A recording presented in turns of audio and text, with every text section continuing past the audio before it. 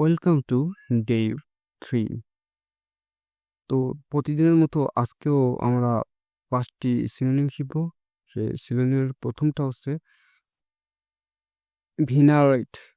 ভিনারেট ভিনারেট অর্থ হচ্ছে সম্মান করা বা গভীর সম্মান করা বা পূজা করা। এর সঠিক সিনোনিম হচ্ছে রেসপেক্ট।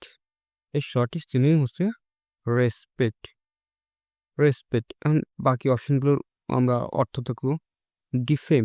ডিফেম অর্থ ডিফেম অর্থ হচ্ছে কারোর মানহানি করা, মানহানি বা অসম্মান করা এমন কিছু বোঝায়।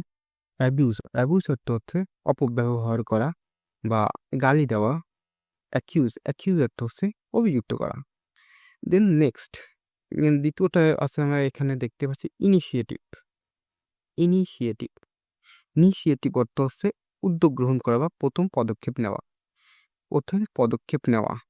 তো প্রথম পদক্ষেপ নেওয়া হলে এর এর এর সিনোনিম হচ্ছে এন্টারপ্রাইজ। এন্টারপ্রাইজ অর্থ হচ্ছে উদ্যোগ উদ্যোগ গ্রহণ করা বা সাহসী উদ্যোগ গ্রহণ করা সাহসী এমন কিছু বোঝায়। তো এর বাকি বাকি অপশনগুলোর অর্থ দেখি। এখানে আছে অ্যাপাথি।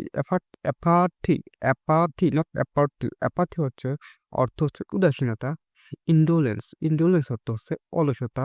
আর অ্যাক্টিভিটি হচ্ছে কর্মঠ বা আমরা বলি কার্যক্রম এমন কিছু বোঝায়। দেন নেক্সটে আছে অ্যাবারেন্ট। এখানে অ্যাবারেন্ট বলতে বোঝায় বিপদগামী বা বা নর্মাল নয় এমন কিছু। তো এখন আমরা দেখি এর সঠিক সিনোনিম হচ্ছে অ্যাবনর্মাল। এটা অ্যাবারেন্ট অর্থ নর্মাল নয় বা বিপদগামী। অ্যাবনর্মাল অর্থ এমন যে বিপদগামী টাইপ বা অস্বাভাবিক। তো এখানে বাকি বাকি অপশনগুলোর অর্থ দেখি। নর্মাল অর্থ হচ্ছে স্বাভাবিক। কনস্ট্যান্ট অর্থ স্থির বা অপরিবর্তনীয়। টিপিক্যাল অর্থ হচ্ছে সাধারণ। দেন মিটিগেট মিটিগেট অর্থ হচ্ছে উপশম করা। কোনো কিছু উপশম করাতে বলা হয় মিটিগেট। অর্থাৎ এর সিনোনিম হচ্ছে অ্যালিভিয়েট। অ্যালিভিয়েট অ্যালিভিয়েট অ্যালিভিয়েট অর্থ হচ্ছে উপশম করা।